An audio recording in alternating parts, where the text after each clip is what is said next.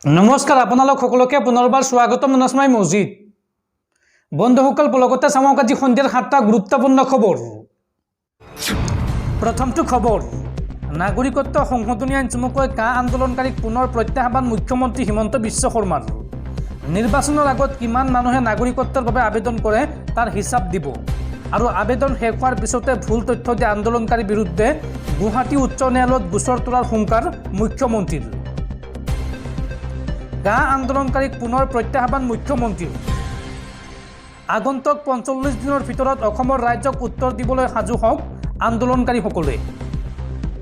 অসমত কিমান লোকে আবেদন কৰিলে সকলো কথা স্পষ্টকৈ ওলাই পৰিব। ৪৫ দিনৰ পিছত অসমৰ ৰাজ্য সকলো গম পাই যাব। ২০ লাখ ১ কোটিৰ হিচাপবোৰ ক'ৰ পৰা পাইছিল তেওঁলোকে। কা আমি নামানো, কা আমি নুবুজো, কা বুজি নোপোৱাৰ বাবেই তেওঁলোকে অপব্যাখ্যা কৰিছিল। ৫ শ্বহীদৰ মৃত্যুৰ কাৰণ প্ৰকৃততে কি এতিয়া বিচাৰ হ'ব। বাংলাদেশত ১ কোটি হিন্দু কমি যোৱা বুলি কৈছিল, কিন্তু ৩ কোটি মুছলমান বাঢ়ি যোৱাৰ কথা কিয় নক'লে তেওঁলোকে। বাংলাদেশী অসমলৈ আহি এতিয়া অসমত নাথাকে। কিমান মানুহে আবেদন কৰে সকলো কথা স্পষ্ট হৈ যাব আৰু আবেদন শেষ হোৱাৰ পিছত মই নিজেই গুৱাহাটী উচ্চ ন্যায়ালয়ত গোচৰ তৰিম, এই হুংকাৰ মুখ্যমন্ত্ৰী হিমন্ত বিশ্ব শৰ্মাৰ। পৰৱৰ্তী খবৰ, ৰাজ্যৰ চৰকাৰী কৰ্মচাৰীলৈ ভাল খবৰ। পুনৰ ৪% ডিএ অৰ্থাৎ মৰগীয়া বানজ বৃদ্ধি কৰা হ'ল ৰাজ্য চৰকাৰৰ কৰ্মচাৰীৰ। অহা এপ্ৰিলৰ দৰমহাত পাব এই বৰ্ধিত মৰগীয়া বানজ। ৰাজ্যৰ চৰকাৰী কৰ্মচাৰীলৈ ভাল খবৰ। বহাগ বিহুৰ প্ৰাক মুহূৰ্তত ৰাজ্যৰ চৰকাৰী কৰ্মচাৰীলৈ বিহুৰ উপহাৰ অসম চৰকাৰৰ। চৰকাৰী কৰ্মচাৰী মৰগীয়া বানজ চমুকৈ ডিএ ৪%লৈ বৃদ্ধি কৰা হৈছে আৰু এপ্ৰিলৰ দৰমহাত পাব এই বৰ্ধিত মৰগীয়া বানজ। এই বানজ বৃদ্ধিৰ লগে লগে চৰকাৰী কৰ্মচাৰীৰ ডিএ হ'বগৈ ৫০%। পৰৱৰ্তী খবৰ, ঘোষণা কৰা হ'ল ২০২৪ বৰ্ষৰ গুণোৎসৱৰ ফলাফল। শ্ৰীমন্ত শংকৰদেৱ কলাক্ষেত্ৰত মুখ্যমন্ত্ৰী হিমন্ত বিশ্ব শৰ্মাই ঘোষণা কৰিলে ফলাফল। এই ফলাফল অনুসৰি এইবাৰ ৰাজ্যৰ ৩৫.৭% বিদ্যালয়ে লাভ কৰিছে এ গ্ৰেড আৰু অসমৰ ভিতৰত প্ৰথম স্থান লাভ কৰিছে শিৱসাগৰ জিলাই আৰু দ্বিতীয় স্থান লাভ কৰিছে ডিব্ৰুগড় জিলাই। তৃতীয় স্থানত আছে যোৰহাট জিলা।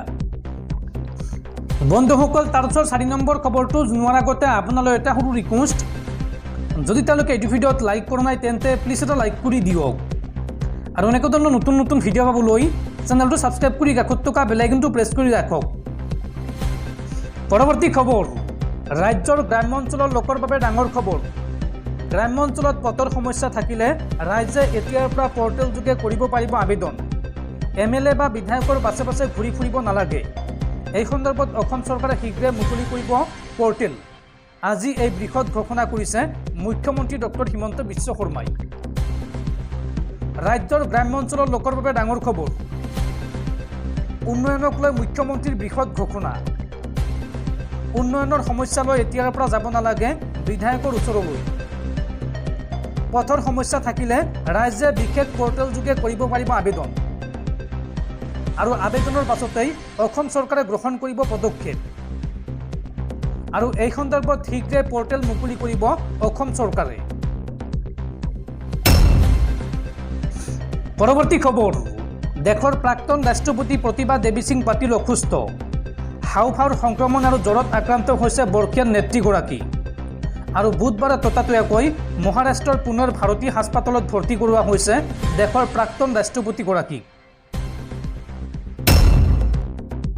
পৰৱৰ্তী খবৰ, নাগৰিকত্ব সংশোধনী আইন চমুকৈ কা কোনো কাৰণত কোনো পৰিস্থিতিত বাতিল কৰা নহয় আৰু সংখ্যালঘু মুছলমানে কাক লৈ ভয় খাব নালাগে। কাই কাৰো নাগৰিকত্ব কাঢ়ি নলয়, এই স্পষ্ট ঘোষণা কেন্দ্ৰীয় গৃহমন্ত্ৰী অমিত শ্বাহৰ। কা কোনো কাৰণত কোনো পৰিস্থিতিত বাতিল কৰা নহয়। কা বাতিল কৰিবলৈ চেষ্টা কৰা সকলৰ দেশত স্থান নোহোৱা হ'ব। কা সন্দৰ্ভত এই স্পষ্ট ঘোষণা গৃহমন্ত্ৰী অমিত শ্বাহৰ। বিৰোধী ৰাজনৈতিক দলসমূহে কেৱল মিথ্যাচাৰৰ ৰাজনীতি কৰিছে। তেওঁলোকৰ মুখা খোল খাইছে। তেওঁলোকক আৰু কোনেও বিশ্বাস নকৰে। পাকিস্তান, আফগানিস্তান আৰু বাংলাদেশৰ পৰা অহা শৰণাৰ্থীয়ে নাগৰিকত্ব পাব তাৰ জৰিয়তে। ধৰ্মীয় উৎপীড়নৰ বলি হোৱাসকলক নাগৰিকত্ব দিয়া হৈছে ভাৰতত। বিজেপিয়ে ৰাজনীতি কৰিবলৈ কাঁ অৰা নাই। নিৰ্বাচনক কেন্দ্ৰ কৰি কাঁ বলবৎ কৰাৰ অভিযোগ কৰিছে বিৰোধীয়ে।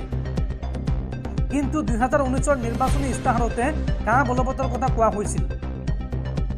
নিৰ্বাচনৰ আগতে কাঁ বলবৎ হ'ব বুলি মই 41 বাৰ ঘোষণা কৰিছোঁ। কোভিড আৰু ৰাজনৈতিক কিছু সমস্যাৰ বাবেহে কাঁ বলবৎকৰণত পলম হ'ল। সংবিধান উলংঘা কৰি কাৰ জৰিয়তে নাগৰিকত্ব দিয়া হোৱা নাই। সংখ্যালঘু মুছলমানে কাক লৈ ভয় খাব নালাগে।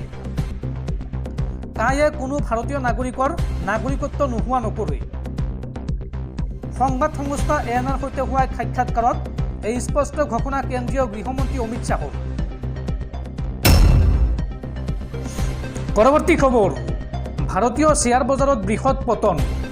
গৌতম আদানীৰ 66,000 কোটি লোকচান আৰু মুকেশ আম্বানীৰ 30,000 কোটিৰ লোকচান।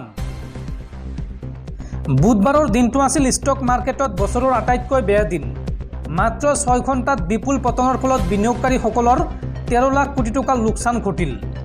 বিশেষকৈ বুধবাৰৰ ষ্টক ইণ্ডেক্স পতনৰ সময়ত ডাঙৰ ডাঙৰ কোম্পানীবোৰ তাজপাতৰ দৰে খহি পৰে। ইপিনে আদানী গ্ৰুপৰ অধ্যক্ষ গৌতম আদানীয়ে প্ৰায় 60,000 কোটি টকাৰ লোকচানৰ সন্মুখীন হৈছে। আনহাতে ৰিলায়েন্স ইণ্ডাষ্ট্ৰিজৰ অধ্যক্ষ মুকেশ আম্বানীৰ 30,000 কোটি টকা পানীত পৰিছে। পৰৱৰ্তী খবৰ, দেশবাসীলৈ জৰুৰী খবৰ। দেশত একেলগে অনুষ্ঠিত হ'ব পাৰে লোকসভা আৰু বিধানসভা নিৰ্বাচন। আৰু এই সন্দৰ্ভত দেশৰ ৰাষ্ট্ৰপতি দ্ৰৌপদী মুৰ্মুক এক দেশ এক নিৰ্বাচন কমিটিৰ 18,626 পৃষ্ঠাৰ প্ৰতিবেদন দাখিল কৰা হৈছে। এই কমিটিয়ে দেশত লোকসভা আৰু বিধানসভা নিৰ্বাচন একেলগে অনুষ্ঠিত কৰাৰ পোষকতা কৰিছে। আৰু এই কমিটিৰ অধ্যক্ষ হৈছে দেশৰ প্ৰাক্তন ৰাষ্ট্ৰপতি ৰামনাথ কোবিন্দ। পৰৱৰ্তী খবৰ, অসমৰ লাখ লাখ জনতাই লাভ কৰিব বিনামূলীয়া বিদ্যুৎ। অতি শীঘ্ৰে PM সূৰ্যকৰ আঁচনিৰ বাবে আপুনি কৰক আবেদন। এই আঁচনিৰ সুবিধা ল'লে অসম চৰকাৰৰ লগতে কেন্দ্ৰীয় চৰকাৰে আপোনাক দিব ছাবচিডি। লগতে ষ্টেট বেংক অৱ ইণ্ডিয়াই আপোনাক দিব লোন। ভাৰতীয় ষ্টেট বেংকে বিনামূলীয়াকৈ লোন দিব আপোনাক। কোনো বন্ধকী নোহোৱাকৈ SBIৰ পৰা লোন ল'ব পাৰিব আপুনি। চাওঁ আহক এই সন্দৰ্ভত সবিশেষ। আপুনি 1,25,000 টকা লাভ কৰিব। PM সূৰ্যকৰৰ বাবে আপুনি শীঘ্ৰেই কৰক আবেদন। বিনামূলীয়া বিজুলীক লৈ ডাঙৰ ঘোষণা মুখ্যমন্ত্ৰী ডক্টৰ হিমন্ত বিশ্ব শৰ্মাৰ। অফিচিয়েল ৱেবছাইট যোগে কৰিব পাৰিব আবেদন। PM সূৰ্যকৰ আঁচনিৰ বাবে আপুনি পাব 1,25,000 টকাৰ ৰাজসাহায্য। 1, 2 আৰু 3 কিলোৱাট পেনেলৰ বাজেট ঘোষণা মুখ্যমন্ত্ৰীৰ। 1 কিলোৱাট ছলাৰ লগালে অসম চৰকাৰে আপোনাক দিব 15,000 টকাৰ ৰাজসাহায্য। মোদী চৰকাৰে দিব 30,000 টকাৰ ৰাজসাহায্য। 2 কিলোৱাটৰ ছলাৰ লগালে অসম চৰকাৰে দিব 30,000 টকাৰ ৰাজসাহায্য। আৰু মোদী চৰকাৰে দিব 60,000 টকাৰ ৰাজসাহায্য। লগতে 3 কিলোৱাটৰ ছলাৰ লগালে অসম চৰকাৰে দিব 45,000 টকাৰ ৰাজসাহায্য। আৰু মোদী চৰকাৰে দিব 76,000 টকাৰ ৰাজসাহায্য। 1 কিলোৱাট পেনেলত গ্ৰাহকে ভৰিব লাগিব 5,000 টকা। 2 কিলোৱাটত গ্ৰাহকে ভৰিব লাগিব 10,000 টকা। আৰু 3 কিলোৱাটত গ্ৰাহকে ভৰিব লাগিব 27,000 টকা। যদি এই টকা আপোনাৰ হাতত নাই তেন্তে আপোনাৰ চিন্তাৰ কোনো কাৰণ নাই, কিয়নো ইয়াৰ বাবে কোনো বন্ধকী নোহোৱাকৈ SBIৰ পৰা ঋণ ল'ব পাৰিব আপুনি। অৰ্থাৎ ষ্টেট বেংক অৱ ইণ্ডিয়াই আপোনাক দিব লোন। প্ৰথমে আবেদন কৰা এই লোকসকলে পাব এই সুবিধা। লগতে সাংবাদিকসকলৰ বাবেও ভাল খবৰ আহিছে। ৰাজ্যৰ প্ৰতিগৰাকী সাংবাদিকে লাভ কৰিব ছলাৰ পেনেল আঁচনিৰ সুবিধা। সাংবাদিকসকলে DIPRৰ জৰিয়তে কৰিব পাৰিব আবেদন। এই সন্দৰ্ভত অধিক তথ্য জানিবলৈ যোগাযোগ কৰক 1912 নম্বৰত অথবা যোগাযোগ কৰক 7575 999 666 নম্বৰত।